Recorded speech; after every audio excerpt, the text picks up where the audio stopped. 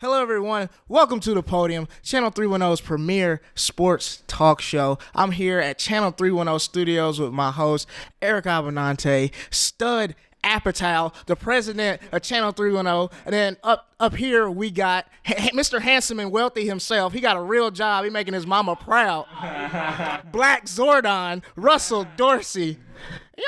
You already know who it is right here. It's me, your boy, Niles Abston, a.k.a. they call me Mr. Johnny Cochran, because I got killers around me, nigga, okay? What's up? This is the sports talk show, The Podium. How's everybody doing? What's up? How y'all been? What's been up? What y'all been doing? Everything. I'm doing well. How y'all doing? I'm good, man. I literally worked for 2 years so that we could film here. Here. And you're literally on a podium. You're on a podium. This is amazing. We got the concept down. We got everybody's looking good. Everybody is doing okay. Yeah. You know what I'm saying? I see Niles on IG and Twitter complaining about how he ain't got a job. Hey. He's like, somebody paying me with a pulled pork sandwich. Yeah, man, I killed it at this comedy show. Last weekend. Shout out to Nate Hurd and Chelsea Grow. They were on the show as well. I got paid in a really good pulled pork sandwich and a beer. You know, I felt like I made it. Don't look me in the eye, nigga. I'm making it out here. That's how I feel. But yeah, let's get it. Well, I want to talk one more thing. Like, Russ, he performed at a college. He did a big stand-up show at a college, and he did the whole set. He didn't drop out in the middle of it, you know, like when he actually went to college. Wow. He finished the whole set. You know what? That's something. Yeah, I bet he tell the kids in his set, hey, man, yeah, I ain't coming back. I told him drop out. I told all the kids drop out if they're talented. That's how I feel. If you can't rap, sell drugs, tell a joke, stay your ass in Comp 101. That's how I feel about it. All right, that's how I feel about school. If you're not talented, stay in there. But yeah, let's get going. I'm ready. Let's get going. Russ, what's your bronze topic today, man? My bronze topic is Carmelo Anthony on the return. Finally has a job again, unlike yourself now. And is doing what he does best, or at least trying to get buckets. Had his first game with the Portland Trailblazers the other night, 10-4. And I think the thing I like is that I guess after all this time, Melo had time to think and say, you know what? Maybe I just need to accept my abilities right now and fit in with a good team. And it's kind of ironic that he ends up back with the Blazers because I think whenever the last time he was in free agency, I think it was 2017. 2017. Yeah. I was really wanting Melo to go to the Blazers. Same. An up-and-coming young team with Dame and CJ McCollum, and I thought he fit right into their system. For sure. But he decided to stay in New York. But I think that's a really good fit for him. Like, if he can come off the bench, buy in, and put up 15, 16 points a game off the bench with where he's at, like, he can still shoot the basketball. Like, you're not asking Melo to go out there and score 27 points a game. No, so we don't need that. Go out there and score between 14 and 16 points a game. I think that's a really good fit for him. Yeah, I think Melo fits perfectly in the Blazers system of not playing defense. I think he's a great fit for that. But no, I'm happy for Melo. Melo's one of my favorite basketball players, man. No, he's not a part of unemployed gang like me anymore. But I'm glad to see him get a spot because here's my thing, man. You can't name me 100 guys in the NBA that are better than Carmelo Anthony at playing basketball, even at his age, even at the miles he's put on his body. You can't. And so what was going on was obviously just teams writing them off. I think the same way for Jamal Crawford right now, J.R. Smith. I think those are guys that can still go out and get buckets that need to be on teams. So I'm glad to see Melo. Does it really do much for the Blazers? I don't really think so. I don't see them making the playoffs this year. So I think if you think about it, the Blazers, they were a team that reached the Western Conference Finals last year. Yeah. This move was like they were a year away with this move. This move should have happened last year. It really could have made the pivotal difference. But you look at Carmelo Anthony, and he's the one who he kind of realized, like, finally, oh, I'm coming off the bench. I'm not a starter. You see it all the time out here in LA. These women who think that they're still, in their 20s, even if they're they're in their 30s or 40s and they're dressing like that. No, you got to dress your age. You're coming off the bench now, okay? You're not a starter anymore. And Carmelo finally realized that. And I think he's the perfect fit for this team. You know, in the end, their forwards were really, didn't have a lot of depth there. Yeah. Yeah, and that's the thing. He should have realized this going into it is, I can take a smaller role and injury or two happens and all of a sudden your role increases. So I think he started the first night. He just need to, his ego need to be checked and realize, hey, you can take that small check and then you can earn yourself back the next check. Right. I mean, he's made a ton of money in his career. So much money. I think for Melo, going out and watching him in that first game and watching him in the second game against the Milwaukee Bucks, it's like he can obviously still shoot. The body isn't quite in basketball shape yet. I think you could see like he was a little slow, and that might be age too. Like he's probably not gonna move around the court like he used to back in the day. There's obviously gonna be a lot of pick and roll now, and some pick and pop. So yeah. I think if he just sticks to those things, he's not gonna be able to go to the rim quite as well as he used to. And you could see in that first game, he kind of wanted to see, all right, where am I at? Wasn't getting off the floor quite as explosively as he did before. So yeah. Once you realize what your body can and can't do, it kind of makes it easier in these next couple of days. Like, all right, how am I going to capitalize on what I can do right now? Right, now he can play to his strengths because he knows what he can do. I get that. Exactly. I don't know. I'm happy for him, but the Blazers, with not having Nurkic, they're not the team that I think can make a playoff right now. So it's the West. It's too deep. If they were in the East with this roster, they would be a top 5 East team. But in this historically loaded West, it's not enough. It's not enough. So moving on to the next bronze medal topic. What's your bronze, Eric? So this one I feel like was really kind of an underrated story. The Houston Astros under investigation for stealing steins since 2017 allegedly, and which has affected multiple playoff runs, and it just makes you think. You look at their entire playoff run, how dominant they were, how they would bounce back from certain games depending on the site, and then you go to the World Series where they are pretty much undefeated on the road. They're undefeated on the road, but they lose all 4 games at home. Oh, it's the only time you can't steal signs. It's very dubious, and it goes to show in baseball, even a really small incremental advantage, maybe a 10% difference, makes a lot more of an advantage than in all the other sports, because if you're a 30% hitter lifetime, you're in the Hall of Fame. And that's how little things matter in baseball. What do you guys think about it? No, I agree. I mean, as a Dodgers fan, I want to run it back. Like, run me my fade, nigga. Like, I'm really mad about this. That's the year they beat us in the World Series. And like I was actually telling somebody earlier, like, of course, sign stealing don't have anything on the fact that we simply can't pitch to Jose Altuve. But that's a story for another day. But it's just like, that was our year. I thought we were gonna win, and then to see 3 years later, I find out they were stealing signs. Like, come on, it's disappointing as a fan, but then it's also kind of like, well, like the damage has already been done. What can you really do at this point? So, I don't know. For me, before I say anything, I'm going to say the thoughts and opinions expressed by Russell Dorsey are his alone. If you not,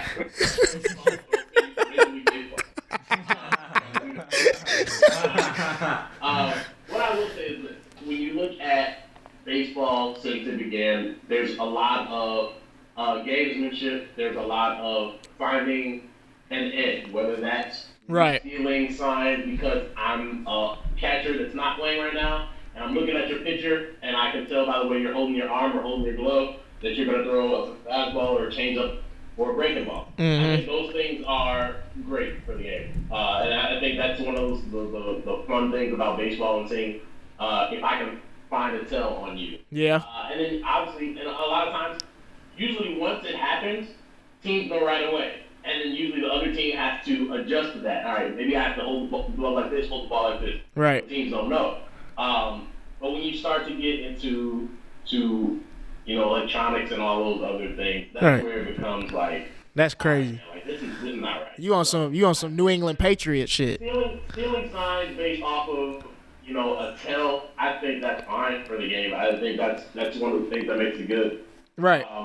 And just trying to find an advantage, like, offensively. I think when you get into the other things, that's when it becomes like, all right, this is not right. Right. And there's a lot of teams out there that do it. Like stealing signs isn't a one team thing. Like there's a lot of teams that do that. Of course. But MLB is gonna do an investigation.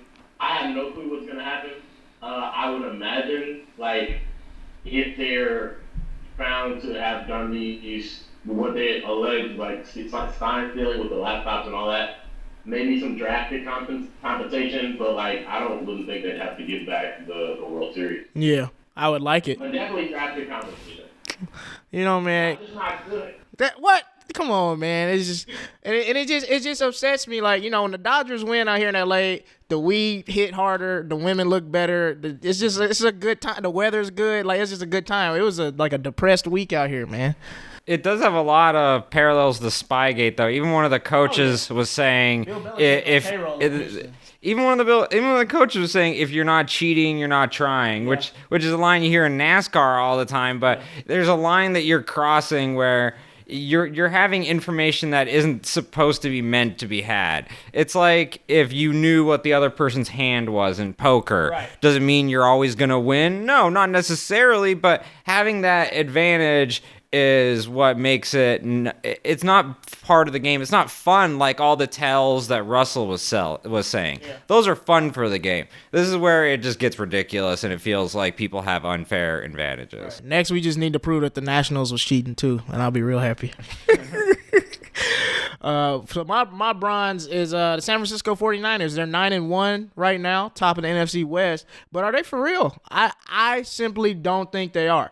They've had a pretty cupcake schedule so far. By my count, they've only played one elite quarterback so far, which is Russell Wilson, and he was the first quarterback to beat them this year. And so next, they have a 3-week schedule of 3 really good teams in a row with 3 elite quarterbacks. They play the Packers at home. Aaron Rodgers is leading the 8-2 Packers team. He usually plays really good in California. Then they're going to Baltimore on the 1st of December. Baltimore is not a place you want to be in December or ever. And then they're going to the Superdome to face the Saints in 2 weeks. So I think they lose all 3 of those games, and they come back down to reality to realize that they are still the San Francisco 49ers. What do y'all think? I think you're correct. Sometimes you just watch a team and just like, how are these dudes 9-1? Yeah, it's about you play the Bengals and the Steelers. It was like the Chicago Bears last year. How are they doing well? They play pretty decent defense. Yeah, Nick Bosa, coach. Right. They have a quarterback that doesn't turn the ball over, which is huge. And you look around the National Football League, dude just throwing that joint up. Actually, that's the Bucs care. This point is just like, listen, you don't throw for 400. All right, throw 450. Right. You get a touchdown. You know what I'm saying? Right. So he doesn't turn the ball over, and if they know a win is a win. Like if they win, they won a game earlier this year against Washington 9-0. Yeah. Or 9-3, I think, and then they could go and win a game 28 to 24. Yeah. So they know to win. They know their identity isn't. We're not gonna be in shootouts all the time like the Texans or New Orleans or KC, but we're not. We know how to win in all these different ways, and I think that's what it is. What it takes to be a really good team in the National Football League. So, do I think they're as good as the Saints? Probably not. Do I think they're as good as who else in the AFC that's like no? Do I think they're good as Baltimore or no? The NFC, I don't think they're as good as 3 or 4 teams. However, when you know how to win, and clearly they're the class of the NFC right now by record standings. For sure. So until somebody beats them, right? It's kind of just like like what do you do? Yeah. Well, it's not college, It's like people complain about their schedule, and they can only play they can play. But they have had, similar to the Patriots this year, they've had some great luck with who they face depending on injury. They face the Redskins in like a torrential rainstorm. They face the Panthers, when they're going through the Cam Newton, Kyle Allen, transition. Mason Rudolph's first game. Yeah, I mean they've had a lot of good luck in terms of the quarterbacks they've faced, just like the Patriots. I can see why a lot of people are saying they're due for regression back to the mean. Their schedule is really tough. Even their two hard games are the Atlanta Falcons and the Rams. Those are not gimme games by any measure, and so they could potentially lose all all 6 of their remaining and go 9-7. That is totally a possibility. But I would counter with saying they're actually a very well coached football team. The scheme is great. They have their defensive coordinator is going to be one of the next hot coaches hired next year on the market. They're a really good team. These next 3 games are going to be painful. They're facing, frankly, just quarterbacks and coaches generally who are better than them.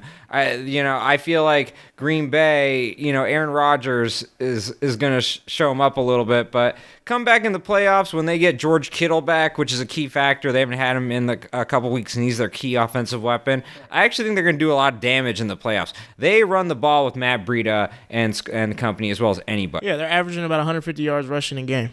That's been their thing. You bring in 3 running backs that could probably start on any team, you're going to run the ball well. And they figured out a formula where, like, all right, we're going to get Tevin Coleman 15 touches, we're going to get Breida 15 touches, we're going to get Jeff Wilson 10 touches, and all those guys are going to be effective and fresh. So they definitely found a formula for them that works. Okay.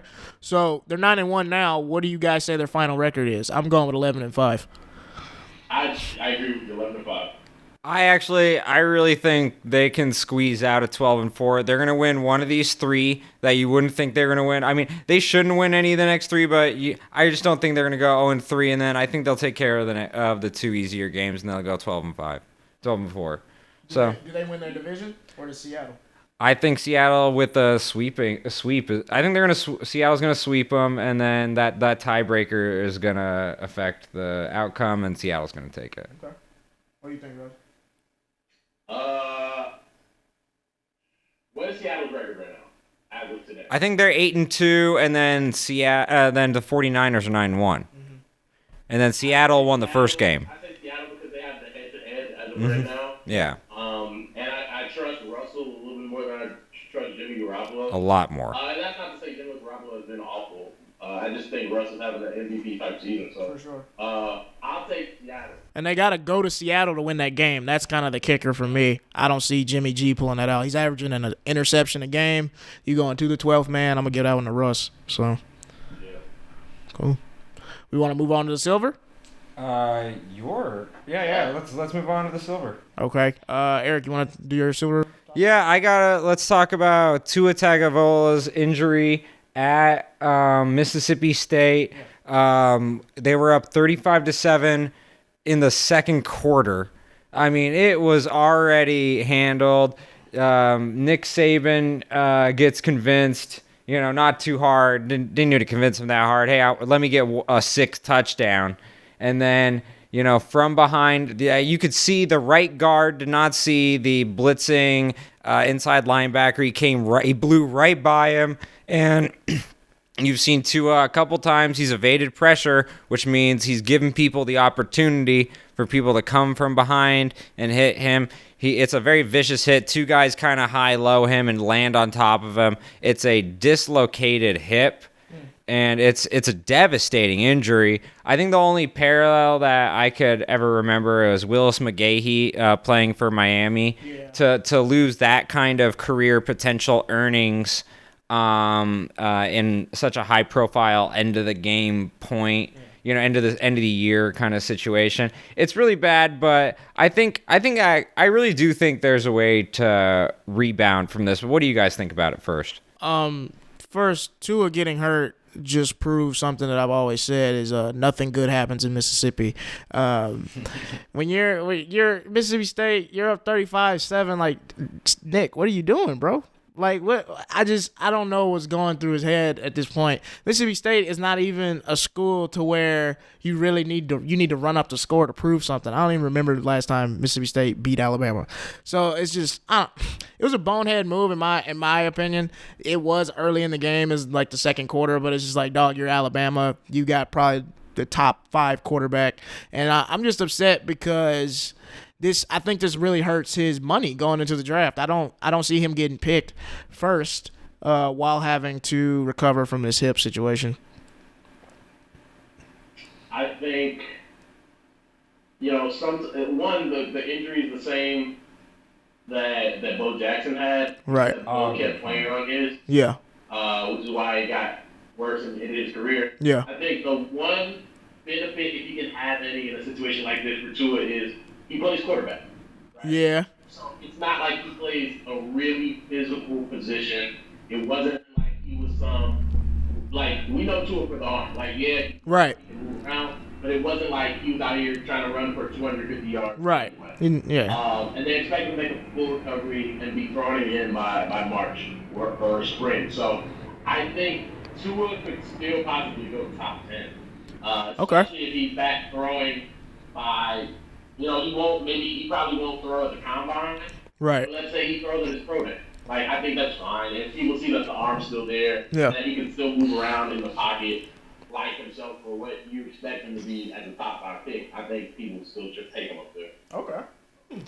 Yeah, no, I think the parallel for me is you look at Lamar Jackson or Deshaun Jackson that year when they were competing against Mitchell Trubisky in the draft, and everyone, was saying that, if they, because of their injuries or other things, they're going to slide. Sliding is not always a bad thing. You get put into a better situation where you can have more long-term success. And for me, that's what I'm looking at with Tua. I think he avoids going to some, Redskin or Dolphin type situation, and you might actually get to, maybe you're in Pittsburgh and you're replacing Ben Roethlisberger coming up, or even the Los Angeles Chargers. That's not a bad situation to be replacing Phillip Rivers. So I look at Tua, and he reminds me of Mahomes or Watson or Lamar Jackson. These guys who they said, they're falling's bad for them. No, falling was great for them. They landed into better coaches and better offensive line and better receivers. Yeah. Yeah, no, they've definitely done well, because when you said Mitchell Trubisky, I had to think for a second. I was like, who the fuck is Mitchell Trubisky? But then I was like, oh, he was a dude that got picked over the guys who can actually throw the ball. So, according to people like Bill Polian, he looks like a quarterback. Exactly. He doesn't look like a wide receiver. Why would you want a quarterback to be athletic, anyways? In the words of can I shoot the Bears some bills? There was a lot of people who thought Mitch was the best quarterback in that draft. Yeah. Obviously, they got it wrong. Right. They got it very wrong. Yeah, a lot of people wrong. But hey, which is crazy because the Bears have just been so great at drafting over the last 20 years. So, how does that even happen? They should just go ahead and let Khalil Mack throw the ball. Man, what? Wildcat? No, I think clearly the problem with the Bears is Matt Nagy is not doing everything. He should be throwing it to himself, defending. He's such a genius. Right. But... Too much of a genius, honestly. Sometimes he just gets in his own way. I think the Bears, they got a little bit exposed, and they blamed all their issues on the kicker. Yeah. And he was the scapegoat. But at the same time, Mitch didn't step up like they said he would. Like, people were talking about him as a sleeper MVP candidate. Right. That hasn't happened. But his receivers haven't helped him. He's been getting hurt. His offensive line hasn't been great. And the Bears defense hasn't been able to save him like they did last year. Yeah. So, they kind of all went bad for the Bears this year. So I'm just, let's say Tua falls to 17. That wouldn't be bad at all. 2 second-round picks, if you can trade up. Yeah. Chicago Bears. I wouldn't be mad at Tua at Chicago. I'd like that a lot. Yeah. Yeah. No, I think that's the moral of the story with Tua is people are saying, oh, no, he's dropping. I actually feel like he's going to make more money longer term by avoiding getting hit by for being the Cleveland Browns' new quarterback. Yeah, nobody wants that job. You know, so he's going to avoid a bad team, and I actually feel like he's going to this is going to be a red herring moment where actually it's going to be positive for him. All right. So my silver is a story that's had me pretty pissed off for a while now. This is James Wiseman's story, man. The NCAA, they're making him sit down for 12 games. And apparently the story is that in 2017, his mother received $11,500 from Coach Penny Hardaway. So they're also telling him that he needs to donate $11,500 in charity. And the way money works is when you get it 2 years ago, you usually don't have it in the next 2 years. So where is he going to get this $11,500 from? Me and Eric were talking about it earlier. This dude going to be the first NBA player with college debt. I don't like this at all. This is not fair for James Wiseman. I think he should be able to play, to be honest. That's how I feel. And then it's just like, man, if you're going to have to take, my advice to James is if you're going to have to take $11,500 and donate it to charity, take it to the strip club, man. I think that would be a great night. If you've done 11,500 ones, that's where I think James should go. In fact, take the whole team. Have Penny in there. Take the whole team, bro. Exactly. Y'all not gonna win the national title anyway, so it's just like you might as well. Everybody just gets suspended. Go to the strip club. Take Instagram pictures. I just want a picture of James Wiseman doing the money phone. I need him doing the money phone. From college. Listen to me. This dude in the thing. You don't have it. He gonna be the number one pick in the draft next year, so he'll be all right. I think that the weird thing is looking at the NCAA and their original analysis of the situation. They said that James Wiseman, because he knew Penny Hardaway, and Penny Hardaway, moved out his family in 2007, that therefore Penny Hardaway became a booster, and therefore became an ineligible person to recruit. Well, also, he's a booster for the $1 million he gave 10 years ago to build the Sports Hall of Fame. But it's basically what you're saying is, oh, you can't recruit someone you knew. Exactly. How dare you, James Wiseman, for knowing Penny Hardaway? That's the if I'm James Wiseman, this is the person I want to play for. Yeah, you are preventing me. How dare you play for your childhood hero? I don't care if he's a booster. I want to play for him. I find it a bizarre ruling. Yeah. Yeah, I think the one thing we've learned here is until the NCAA is no more, it's our way or the highway. Yeah. I think a lot of ways prospects out of high school are thinking, it's like, all right, I'll get out of it. Like, I'll go play in Europe, I'll go play in Australia. Right. I think that's going to work out really well for Melo Ball. Yeah. And I know people hear that name and say, oh my gosh, not again. This dude is a real player. Dude is for real. A really good. He's gonna be better than his brother. Yeah. And give his dad some credit. He's been saying that since he was like 14. Right. He has been saying that. And the crazy thing, we've been talking about this for years. Like the progression that dude has taken to being a potential number one overall pick. This dude couldn't dunk. No. One summer, right? He comes back that fall. Like 2 months later, is doing 360 windmill. Like whatever training he had. Right. LeVar, what you feeding these boys, man? He's 6'7" now. He looks a lot stronger. Yeah. Look at his neck; it's thicker. Finishes at the rim really well. And now, like he's not like Lonzo, like thin. Like this dude is ready to play at the next level. I think so. I agree. I think James Wiseman is gonna be the number one pick. Just I feel like he's like a can't miss type of guy. He's 7'1", 240 and can jump out the gym. But LaMelo's definitely my favorite prospect going into the draft for sure.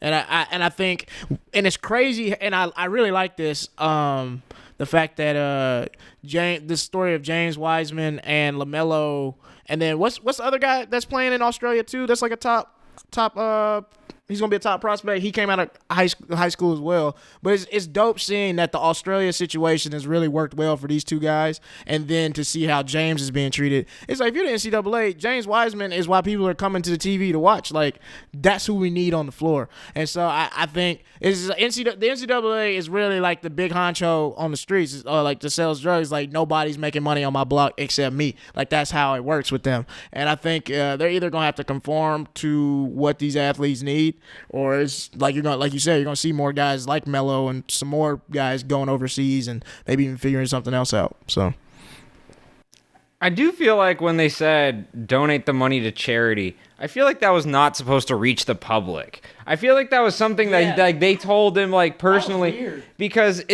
I've never heard of an NCAA athlete being fined in any way. He's an amateur athlete. It doesn't make any sense. It's kind of acknowledging that, yeah, there is a lot of money flowing, and you're gonna have to give $11,500 of that back. And that to me is like that acknowledgement was really fishy. Now that you say, I've never heard of a college athlete basically being fined before. Fine significant amount. This would be a significant fine in any pro sport. An $11,000 fine. Yeah, $11,500 changed my life. I need that. In fact, let me be your charity, James. Let's do that. I'll even slide you the $500 back. Yeah, I was saying James Wiseman should just donate it to the James Wiseman Foundation. Yeah, some Trump shit. Yeah, exactly. Like the James Wiseman University, and then the university doesn't teach anybody. Just Bill Gates did some shit like that too. Yeah, Bill Gates. My final point on this before we move on. How do you find somebody that don't got a job? That's what, bro. His job is to write papers right now, and you finding this man. To be honest, if we're gonna keep it a buck, like, all right, he has to donate $11,500 to charity. Let's say he finds the money in that. You're gonna be the first one in line. Right. How'd you get that money? Right. How? Because it's like how is he gonna get that money? That's what I want to know. I think they know like the school gonna pay that, and it was just really the school's fine, but they said he had to do it. That's so bogus, man. Wow. And then he was like, I sold 4 textbooks, and that's how I. Wow. That's how I got there. Them books. That's probably how much. Right. Books cost more than Coke. Not that I was buying both during school. Anyway, Russ, go to your silver topic, man. Topic. We're gonna keep it local for y'all. Keep it in LA and talk about the state of basketball in LA as the silver medal topic. For years, you guys have been so lucky. The Late Show and Showtime, and now y'all got Bron to come, and y'all had Shaq and Kobe, had y'all little runs. Yep. You little three-peats, you know what I'm saying? Yep. But I think it's really time to start talking about like basketball in LA. I know over the summer, once Kawhi signed and once AD came to the Lakers, it was like, oh my gosh, basketball in LA is about to explode. But now seeing the way the first couple weeks of the season has gone about, is just like, all right, are we really, getting ready to have the Western Conference Finals in the same building? Like, can we start thinking about that? Looking at the stats right now, just guys through the first 3 weeks. I know PG hasn't played more than 2 games, but like he's averaging 28, 6 and 4. Yeah. Kawhi averaged 26, 8 and 6. Like, yeah. He wasn't a playmaker really for this year. He was a great player, one of the top 5 players in the game. But like adding playmaking ability to his skill set, that makes that man unstoppable. For sure. He's that already is top this year. That he can just turn it on both ends of the floor and it's lights out. And then Bron's averaging 25, 7, and 11. Mm-hmm. And AD's averaging 25, 9, and 3. Like, these guys are putting up monster seasons. So I don't think it's unrealistic to say the Western Conference Final will not leave LA, at least right now. No, I agree. Because I think the MVP will come for either one of these LA teams. I think the All-NBA first team is going to have at least 2 players from either one of these LA teams. I think the Western All-Stars is going to have 4 guys with LA jerseys in the starting lineup. I think they're the two best teams in the West. The Clippers, like you said, has been a little shaky because of injuries. Paul George just came back, but he looks great. And also, I mean, the Lakers, I think, have gelled quicker than a lot of people thought they would, which is crazy. You got probably the best big man in the game, the best player in the game, and then some really good shooters. I don't really know what people thought was gonna happen. Of course, we're 12-2. What did you think was gonna happen? So I definitely think the Lakers and the Clippers are going to be the Western Conference Finals. That's if somehow I don't know. The Nuggets make me really nervous, and also with the Rockets only being a game and a half behind the Lakers with Russell Westbrook shooting the ball horrible right now, I think is pretty crazy as well. So the Nuggets and the Rockets definitely have a potential to shake things up, but I think when we get down to June, it's going to be Lakers, Clippers in the Western Conference Finals. Well, the main thing with the Lakers is this is the first season LeBron has had extended rest instead of extended play from the playoffs, and everyone else is out doing the World FIBA Championships. LeBron's still in off-season mode. This is what you see with a rested LeBron. It looks like he's a couple years younger. And then with Anthony Davis, this is by far the best player he's played with, and you're going to see the results. So that one's pretty obvious. With the Clippers, I wonder, the term du jour this year has been load management. Do you think load management is going to be affecting the Clippers to the point where they might lose, they might drop from like 1 to 2 to more like 3 to 4 because of, taking some time off? Do you really think that could happen with the Clips? Do you think they care if they drop to 3 or 4 though? I mean, I don't think they care, but I really do think a team like Houston with guys like Harden and Russ who are, always at 100, I feel like those guys could easily catch the Clippers who are doing load management. I think the Rockets will win 55 games. I really do. But then my thing with the Clippers is with this load management thing, I don't think you want to get to a situation where you're third or fourth, and now you're in a 7-game series with somebody with the Nuggets or the Rockets, and you're playing exactly. You don't want to play Game 7 in Denver or in Houston. I don't think that's what you want. So it could catch up with them. I think as of right now, I don't think they really care. I think what the Clippers' mindset is they feel like they can beat anybody in a 7-game series. So as long as they get there, that's all that matters. I feel like that might be their mindset. I think we talked about it a little bit before the show started. It's just like Kawhi is saying, all right, Thursday night, I'm not playing. Right. We'll go to the library, and just catch the game on the highlights of ESPN. Exactly. And I think it makes sense. I love load management because I think people haven't understood the way the body works for a lot of these guys. Like if you look at Derrick Rose, load management would have saved his career, man. Oh. He was the first person to really come out and be like, hey man, I don't care what the doctor said, my body doesn't feel right. Right. And what was Kawhi's biggest gripe in San Antonio? Same thing. He keeps saying I'm ready to play and I don't feel like I'm ready to play. Yeah. And people were killing that man and acting like he was a villain when he was really just like, look, man, like my body just does not feel right. Exactly. I'm my own guy. Because the team's job is to put somebody out there that can play. They're trying to put somebody well enough to play. They're not getting you 100% healthy. Guys are always hurt. Guys are always banged up. Right. If you can go out there and you can play, that's what their goal is. So I think that's going to be fine. I think you're absolutely right. If they can go out there and just say, hey, we bottom the 2 seed, that's fine. I think with the way the West is, it's so close, that might happen. Enough of those games where Kawhi sits out, you could bottom 2 or 3. But I think you're right in that the part that you don't want to play Denver. I think that is the sleeper team. I think they're built old school. They got one superstar and a bunch of really talented players. Mm-hmm. They know how to play basketball. They know how to move the basketball. They're high energy and they work as a team. Like Nikola Jokic is one of my favorite players to watch. Same. That dude just knows basketball. He can say, all right, I got to turn it on and score 38, 10, and 11 and shoot the ball. And other nights, it's like, all right, I'm going to get the post and just distribute from there. Right. And get my guys wide open looks like that. Incredible passer. Basketball also.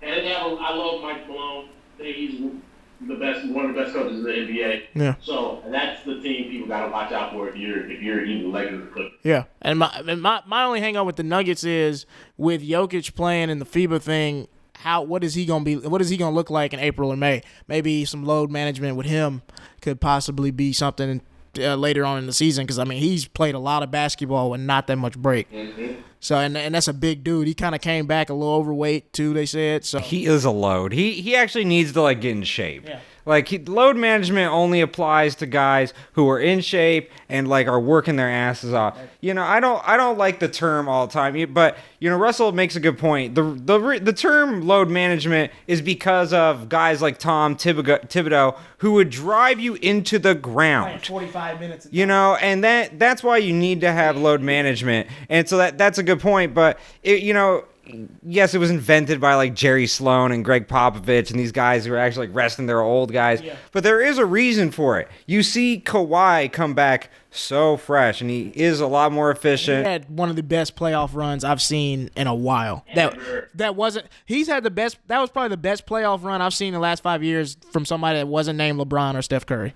The Clippers are just a different team when he's in the lineup, and so I would save him. I think the load management is actually a very valid theory with this particular player. With someone like Jokic, he's fat. You need to do the Shaq theory. Play him into shape the whole season because he's a little too big. He is a little too big. Former fat person. That's right. He's shredded. As a former fat person who's not fat anymore, I would say that might not be in his best interest because I tore an Achilles because I was fat.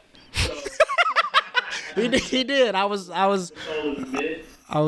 there. And make sure like I think you can get in plain shape without going out there and playing 38. Exactly. Right, Eric. You sound like Ben Stiller on heavyweights, nigga. Stop being mean to fat people, you asshole. He came into the season like way too big.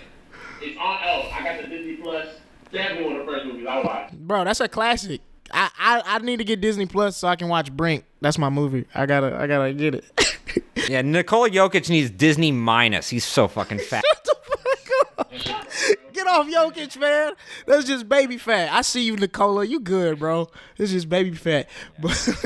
But if any team can handle load management over the season, I think it's the Clippers. I think the Lakers have the best duo in the NBA, but I think the Clippers have the best roster. I think they're really deep. When you got guys like Lou Williams, who's probably the best scorer off the bench. I mean, he can drop 27 off the bench. You know what I'm saying? Then you got Montrezl Harrell coming off the bench. So and you got Harkless. All these guys. I think and Beverly. I mean, he's the one that hit the threes late game the other night to send it to overtime and all that. So it's just like I think there's such a deep team that I think Kawhi's load management won't hurt too much. And then also the way Paul George is playing, I mean, he looks like he don't want any load management. I think he has something to prove because I think this is Paul George's really real first shot at title contending. You know what I'm saying? When he was with OKC, that was smoke and mirrors, I really think. And then when they were with Indiana, they were a young team. LeBron and the Heat,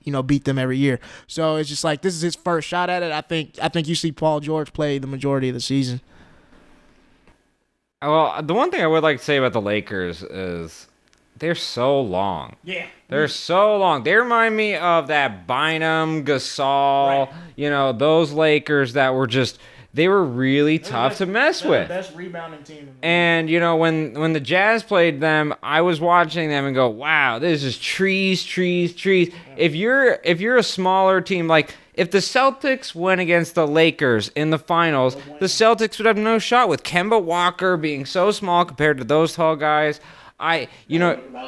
You look at the more versatility and the ability to switch with the Clippers and their defense. But the Lakers are just old school long. And I still like the Lakers old school long in that when it comes to really big playoff moments and the game gets tighter. Dwight Howard has a legitimate shot for Sixth Man of the Year, I really believe, the way he's been playing on defense. He's having a pretty solid year. Mm-hmm. Good bounce back for him. With him and JaVale McGee, like being really rejuvenated. Yeah. That's what makes them a long team. Those guys you did not think were going to be factors, but now they're back. That's a long, difficult team. Yeah. Bringing a guy in like AD, I think, will motivate you to play harder. Oh yeah. So with the load management thing, I love load management, but because I think the 82 game season is too long. I remember back when they had the lockout year. and they only did 66 games, I thought that was the perfect season. 66 games and you go to the playoffs. And I just think 82 games is too long for a lot of these teams. Like these players, their bodies, they're breaking down, all these kind of injuries and all these kind of – I think we're seeing like more and more injuries and all this kind of stuff. And I think it's simply because we have bigger, stronger athletes and then they're playing such a long season. I don't think there's any reason for 82 games except for money. So go capitalism. Hey, ain't nobody turn them checks down. Exactly. Exactly. Well, Russ, what's your gold topic? Go ahead, throw that one. Gold topic, Luka legend. Yeah. Baby Bron. Like, this dude, Luka, is taking over the league, taking the league by storm, and I think he's arguably the front runner for MVP. This guy is putting up doing some things that we've never seen. The other night, he beat by himself. Yes. Golden State Warriors are 0.3 rebounds and assists in a quarter. Like, that's nuts. He had a 30-point double in less than 30 minutes. Yeah. He's averaging on the season 30, 11, and 9. Yeah. That's insane. He's the MVP right now. 18 years old. Yeah. Luka is amazing, man. I feel like statistically he's the best point guard in the league right now. Statistically. I don't know how far the Mavericks go as a team. I don't think they're that good of a squad. But it's just like what he's doing is just with the volume of the numbers he's putting up. Of course, I mean, it's because he's the primary ball handler. He has the ball all the time. But still, it's just like he is putting up these ridiculous video game numbers in the likes of like James Harden right now. And it's very efficient. Exactly. He really is. And it's really funny to see because Luka was one of those dudes that was super hyped up coming from overseas, and a lot of people were talking about, well, y'all did the same thing for Darko Milicic, and I think that dude drives trucks now. I don't know what he's doing. So it's just like the fact that they were hyping Luka up like that, I think that gave a lot of the people doubts that his game wasn't going to be able to translate. I really felt like it would, but I did not think it would be this. He is blowing my mind right now. He's on my fantasy basketball team, and we're doing very well. Thank you, Mr. Luka. When you play against grown men at 16 years old, yeah, in the best basketball outside of the NBA, right? I think that says a lot about you. And I don't think people understood that, this kid is the real deal. Like this, I don't think it's naive to say that he's a less athletic LeBron James. For sure. Or he's LeBron with a better jump shot. Yeah, with a better shot. 6'6". Especially at this age, LeBron couldn't shoot like that. Like, people have tried to tell us for years, oh, this guy's the next LeBron, this guy's the next LeBron. They try to tell us Derek Williams at Arizona was the next LeBron. Hell no. Derek Williams couldn't dribble. Who said that? Listen, a lot of people getting bucked at the four-letter network. Andrew Wiggins was the next LeBron too. I just want him to quit wearing them braids. You know what I'm saying? So I think and think about it. This is his second year in the league. Second year. So I'm really excited to see. And the Mavs definitely make the playoffs. That's because I think my Western All-Stars team is gonna be. I think it's the two Lakers, the two Clippers, and Luka at point guard. Like I think that's what it's gonna be. Well, I think for most players coming in, this is his second year. No, this is his second year in this league. Right. He has played in multiple professional leagues, and that's kind of what separates him. I mean, I look at Luka and Giannis. Are they about to eclipse the two best previous international players, Hakeem and Dirk? Yeah. Are they? I think we might have the 2.0 versions of both of these guys. Yeah. Because Giannis is just even more of a physical, athletic freak than Hakeem was. And then Luka uses his size, in my opinion, a lot better than Dirk used his size. Yeah, Dirk, on both sides. And Dirk couldn't handle the ball or facilitate like Luka can. And so it's remarkable to see, Luka and Giannis. I feel like the major difference too is that their bodies are more like NBA ready at a younger age. And I feel like that's part of the influence you see from ever since kind of like Karl Malone, people are everyone's been really focusing on their bodies and getting stronger and ready at a younger age, and it's really culminated with these two guys. Yeah, that's true. Yeah, Luka's gonna be an all-star this year. I'd see it happening for sure. I mean, do you still? I mean, even with Trae Young and everything he's doing, it doesn't matter. He could shoot it from outer space. Luka's still better, right? Trae Young's a great player. Don't get me wrong, but I still think picking Luka instead of Trae was the move.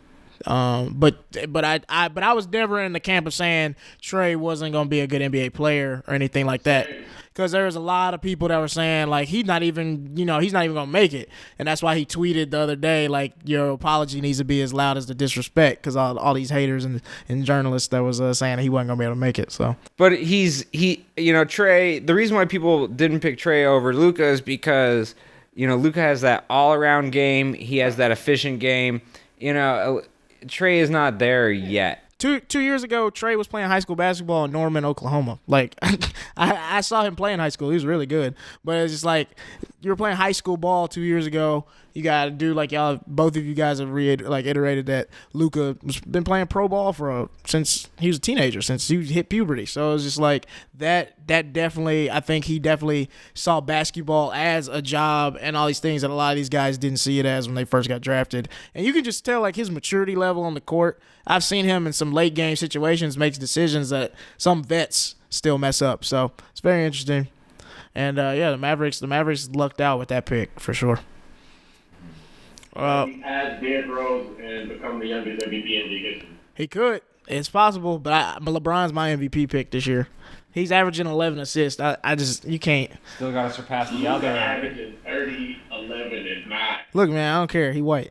Still got to surpass the other international guy doing even better than last year, who was the MVP. All right, Giannis is out there. People forgot about Giannis, but he out there. He's still out there playing. He still ain't got no jump shot, but whatever. Eric, what's your goal? All right. This could be treacherous. I am a white man about to speak about Colin Kaepernick. All right, so it is my gold medal. You can't say anything worse than what Stephen A. said. Yeah, well, my gold medal topic's about Colin Kaepernick. The NFL finally, gave him a workout, but under very ridiculous stipulations. One of them was if he signed this waiver, it would remove all ability for Kaepernick to ever sue. And so you're literally doing a deal with the good devil. I really feel bad for Colin Kaepernick because he was set up in this situation where the NFL colluded to get him out of the NFL, and now they're colluding to cover up the fact that he is not going to be in the NFL by saying, oh, let's give him a tryout. But this was never an opportunity. The waiver situation that he is under is unlike the waiver situation that every other football player goes through when they do a workout, because Colin Kaepernick has already been unjustly taken out of the league. Yeah. So saying that, I need to work out to get back into the league, you already unjustly removed me. So why are you giving me the same waiver that you're giving every other athlete? I don't get that part about it. I think you're absolutely right, Eric. The fact that they gave him a waiver with all these different stipulations that no other player that goes through a workout gets already tells you what time it was with them. The fact that they didn't want him to film it or record it himself. Yeah. That they didn't want any journalists there tells you how they were feeling about it. The fact that they didn't let him do it on a Tuesday when presidents of football operations and GMs could be there and the high-level scouts could be there. And they did it on a Saturday when you have college football and all the scouts and execs and high-ranking officials are going to be out on the ground scouting. I think they knew what type of time it was. I think this is going to become so layered where you don't want to knock Colin, because I think the heart of what Colin wants is still the biggest and most important thing here, and that's this guy had his job taken away for standing up for injustice, right? For sure. I think over time, I think, and I don't know want to say this. I think Colin wants to do it his way. Yeah. take my job from me, I'm going to come back, but I'm going to do it my way. Yeah. And the NFL's like, no. If you want to come back, you're going to do it our way. And I think ultimately it's going to be a stalemate. And that means that Colin won't have a job anymore. Yeah. And he'll go down and we'll look at him in history as a martyr who sacrificed his career for what he believed in. For sure.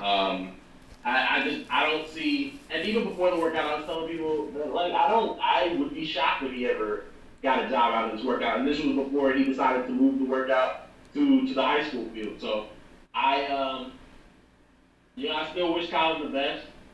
But at this point in time, I just think it's going to be a stalemate. I don't think anybody wins here. What the NFL has done to Colin Kaepernick over a few years is so sinister. It's almost as bad as what Rico did to Mitch and Peyton Full, man, the way he set him up. This is like, come on, like the way they set everything up. You can't bring the camera crew. You can't bring when look at all the combines and workouts and pro days and all this kind of thing. When has it ever been a thing? Russ, you work in the media. When have they ever said media is not allowed here? That's just asinine. That's crazy. The fact that they wouldn't let, because we know the jig is up. We know what really has been going on. We know they colluded against this man. That's why they settled out of court, all this type of thing. And so it was just ridiculous, the loops and turns he had to go through. And then when he moved it to the high school, I was like, wow, that's real ballsy, Colin. Like I was all for it. And I think only 8 teams actually went to the high school. And so I don't know. If only 8 teams really saw the live workout, I don't know what his chances are of getting a job, and that's frustrating. I would love to see Colin back in the league again. I think he's better. I think he's better, is just as good as any backup and maybe even half the starters. I mean, let's be real. Like all these quarterbacks the 49ers have beat this year, I think Colin could definitely be on one of those teams. So it's just, to be honest, he could have been a quarterback if nobody saw the workout. Yeah. Somebody For sure. Matt Hasselbeck, who's 42 years old and working in the media, to come potentially be a backup. Right. Yeah, if I was him, I wouldn't even work out. I would just play video of Luke Falk and Baker Mayfield and all these guys who are currently in the NFL and say, like, really, you think I can't do better than this? I was in the Super Bowl. Yeah. And it's crazy, like the NFL has literally watered down their product just to keep a guy out of the league. Like, that's crazy. You'd rather see teams do bad, because there's some really bad teams in the league this year. And I think a lot of it's come from the quarterback play that is very subpar. And I think Colin could have been a starter on a lot of those teams. And not only that, he could be a backup for a lot of teams who have a mobile quarterback. Yeah. You look at Kyle Allen, Kyler Murray, there's so many. And you look at the difference Teddy Bridgewater made this year. 5-0. Kaepernick could have been the Teddy Bridgewater for somebody, and then he could have had that opportunity. But it's the fact that they have been colluding, and you won't bring media to this guy's workout. You are colluding to prevent him from being in there. Right. It's as simple as that. And you look at the Redskins right now. You're telling me he can't start for the Redskins? Right. But, speaking of Washington, there was collusion there. It's just as dirty as the government. What is going on with Colin Kaepernick right now?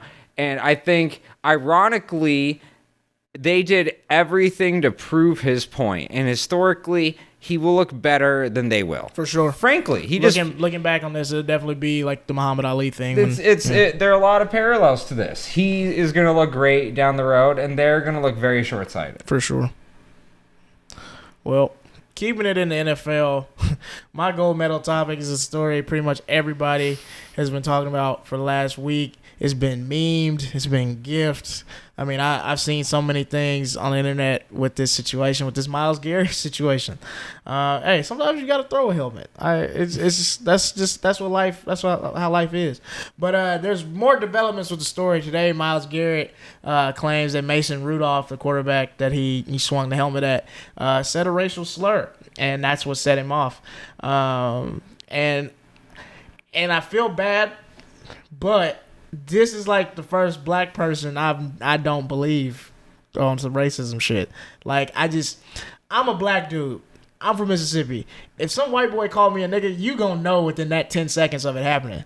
So you was that angry to throw a helmet because he called you. I don't even know if it was nigga, if it was another racial slur. It could have been moon cricket or porch monkey or let me keep going. What else we got? Nah, I'm keep. Or He's about to get fucked up. Russ is about to come through the screen and whoop your ass.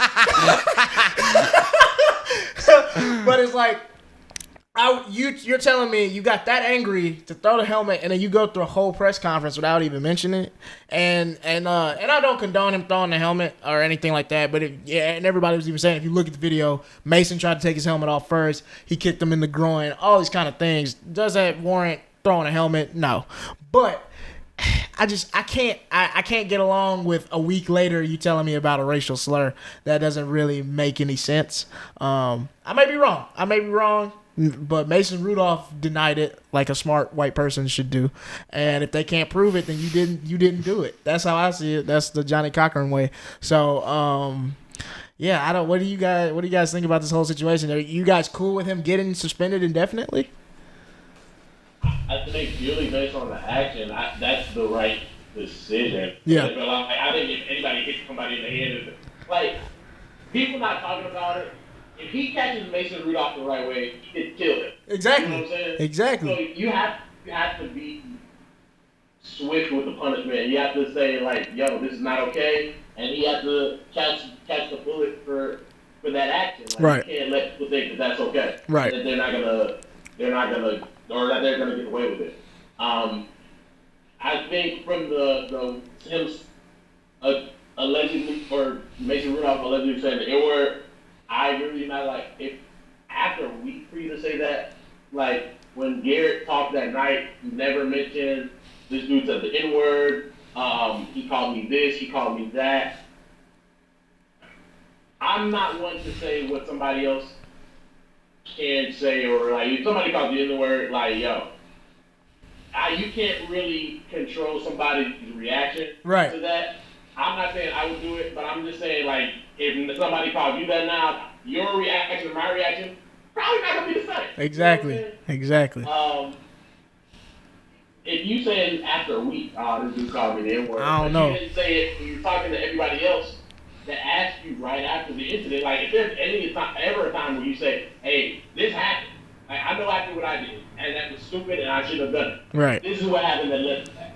It would have been that moment after the game. Mm-hmm. So, I don't know where, like, if he's telling the truth, I will definitely get back up here next week and be like, hey, he was telling the truth. For sure. I have no problem doing that. So if I'm wrong, I'm wrong. But right now, it looks like, oh, man, I didn't think I'd be going for the rest of the year. Exactly. I think that indefinite suspension, I think that gave him selective hearing all of a sudden.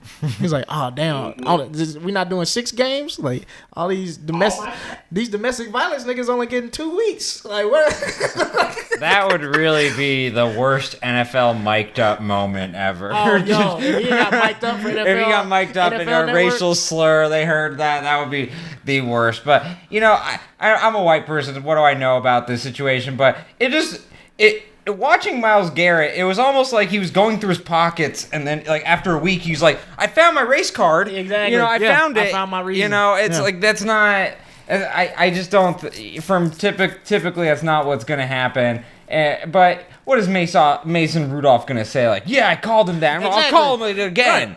Right. You know, he's not going to say anything. I'm not even mad at Mason for that. Game recognized game. Don't fuck up your seems check. illogical, though. Like, you can't call someone on the other team that, because it's not like people on your team be like, yeah, that transcends race. We're the Steelers. Exactly. We can be racist against you. It's not going to work. And that's one of the reasons I don't think he did it, because those 2 linemen were there as well. Yeah. You think Marquise Pouncey is going to be beating the hell out of him like that? If that had happened, yeah. So I find it tough. What I really think, and Niles and I were talking about it earlier, you can't just say, oh, he kicked me in the nuts, and so I tried to bludgeon a guy. Exactly. You know, but that's really probably what happened. You know, down on the pile, some nasty stuff happens. And when you're a small white guy like me, you kick people in the nuts. Yeah. You know, and so he probably just that's probably really what incited it. Did they ever change it to where Mason Rudolph was suspended at all, or no? No, and I do think that's wrong. He should. Yeah, that's wrong. Instigators never get enough when in these incidents. He was clearly an instigator. Yeah. Whether whether it was an N-word instigator or if he was just an instigator, right. we don't know. Yeah. But I do feel he definitely started it. But I do feel like either way, I don't care how you instigated it, you should get one. And then Ogunjobi coming in, pushing him, was bad. But the main thing is, Mason, you acted like a backup. Every starting quarterback knows that offensive linemen do all the work. You just throw the ball. The fights are not your job. Yeah. That's not your job at all. Well, and that's how you know you're a backup quarterback. Right. When you got Mason Rudolph skills, you can't even imagine yourself as a starter. So yeah, I get it. Yeah, I understand though. But yeah, isn't that all three of our gold medal topics, or have we ever hit Russell's yet? It is, but if I ever see Myles Garrett in public, I definitely believe you, bro. Me too. Yeah. Me too. I totally believe you. You were right. You 290 pounds worth of right, sir. So he definitely told you that. He definitely called you the N-word. If I see Myles Garrett, I'm wearing 2 helmets. Exactly. Wow. Yeah. And next, I want to see if the NFL ever ban a player of more games for actually hitting a woman. Let's see if that'll happen. But, yeah, apparently you only get banned indefinitely if you hit another nigga. But that's how it works. But hey, let's get to the podium of shame. What did you have something to say? No, yeah, you got it. Podium of shame. Let's get to the podium of shame. For if this you're a new listener, the podium of shame is where we talk about the thing. It's just like, bro, like what the fuck? Like what are you doing? That's what it is. Let's go with Eric. Why don't you do yours first? The podium of shame is not for a person or a team. It's for a term. And the term is load management. I don't like this. Just rest the guys and shut up. You're not a scientific genius. I'm a load manager. You're sitting on your ass, okay? You're not playing. Yeah, congrats. You're a load management. The only people who should know the term load management is Phillip Rivers and Antonio Cromartie. Those are the only people that should know what load management is, okay? The rest of you sit on your ass. Congratulations. All right. Wow. Okay. You do not like when people try to sound smarter than what they are. My podium of shame is Paul George. You've been doing it on the offensive end. I love it, but the way Jason Tatum dropped this man the other night, that was shameful. That was horrible. He got dropped, and it wasn't just a regular play. That was a shot to tie the game going into overtime. So I was just like, seeing Paul George on the ball handler, I really thought, oh, they're going to get the stop. And this man got dropped. And it just, I don't know. It proved to me like maybe Kawhi needs to be on the best scorer at the end of the game. That's how I feel. That's how I feel. But actually, no.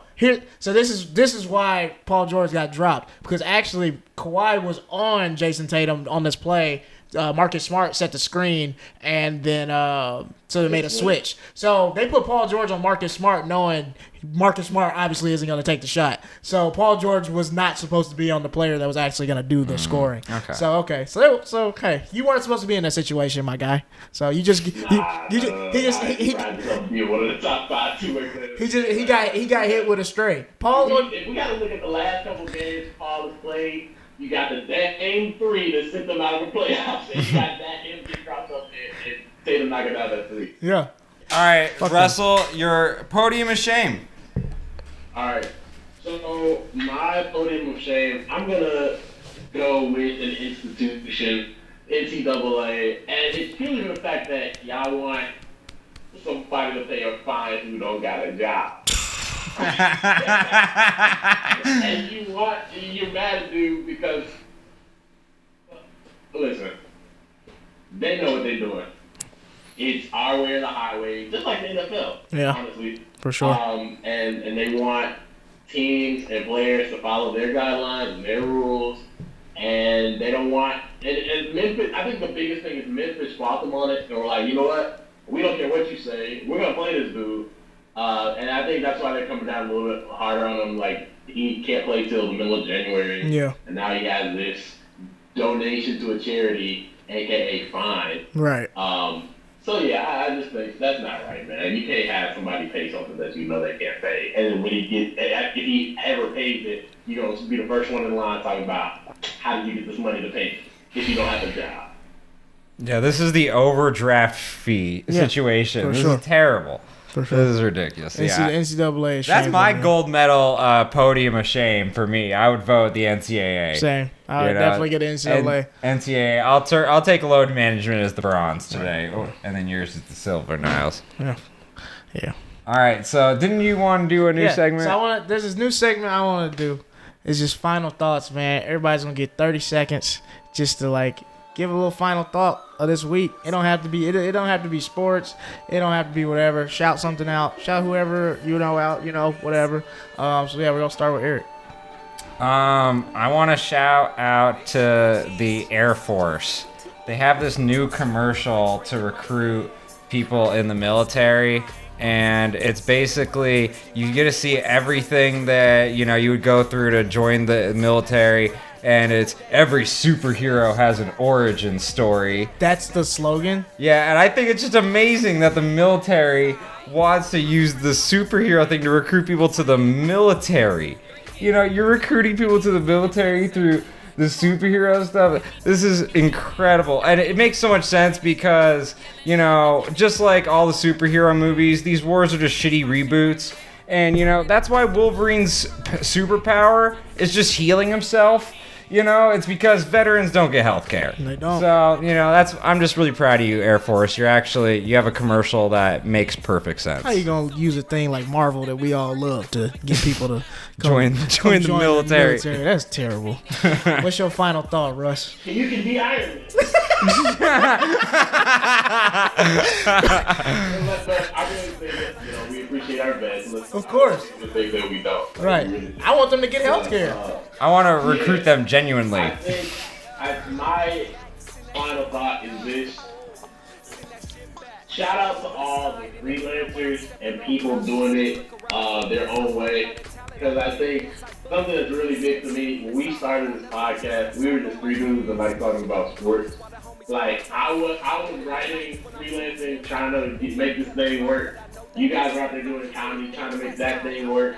And then a year and some change later, here we are. I have a job that pays me health care. I can get sick. People know who I am. That's cool. You guys are comedians. Now working on movie scripts. Eric, you opening up shows for people. And you guys are doing it. You have this channel, this all platform. So everybody out there who happens to see this, we did it and we're doing it and trying to go even higher. And we were just three dudes that had an idea. So for sure. Always make sure you're continuing to grow and grow your dreams and make things happen for yourself. Don't wait for them to happen. Go out there and get yours. Because that's really the best way to do it. Oh yeah, we gonna do a sports bar tour with this podcast, and I'm gonna sign some breastises. But my final thoughts is the world's ending, the climate's really bad, the economy's really bad. So I know a lot of y'all niggas is depressed. So you might as well watch this YouTube web series that I'm in. There's a comedy about depression and mental health in the black community. It's called Sad Ass Black Folk. It's really, really good. It's created by Joel Boyd and Naima Patterson. They are just great writers, and they put this show together, and this is my first paid gig as an actor, man. So I auditioned for them, and they brought me in to play a character named Thad. I play this sociopath that scams people for money. And we've dropped 3 episodes so far, and we're dropping episodes 4 and 5 Sunday night at 6 o'clock Pacific time, and we'll continue to do that every Sunday. We're calling them Sad Ass Sundays because the show's called Sad Ass Black Folk. So definitely check it out, man. It's 8 episodes. They're 5 to 8 minutes. They're all really funny, and we just trying to make something, like Russ said, make something out of nothing and do our own thing. And I think it's a really good show, and I'm in it, so you should watch it. So check that out. But this has been The Podium, episode 1. I really appreciate you guys rocking with us. We're gonna be talking about sports every week, bringing the funny, and we got Russ calling in from Chicago every week. He a real sports journalist, so we not just anybody talk. We don't let anybody just talk about some shit on here. We doing our thing. But thank you guys for listening. We got y'all talking about that. Hey, don't play me, man. I bring the When you the co-founder, you can do it. exactly, man. I think I bring the right level of ignorance to this show. But yeah, thank you guys for listening. We'll see y'all next week. Two-stepping with my drink in my hand. I ain't gon' spill it. Two-stepping while I'm twisting my hand. It's only the real gon' feel it. If it ain't yak, send that shit back. If it ain't yak, send that shit back. If it ain't yak, send that shit back. Oh, send that shit back.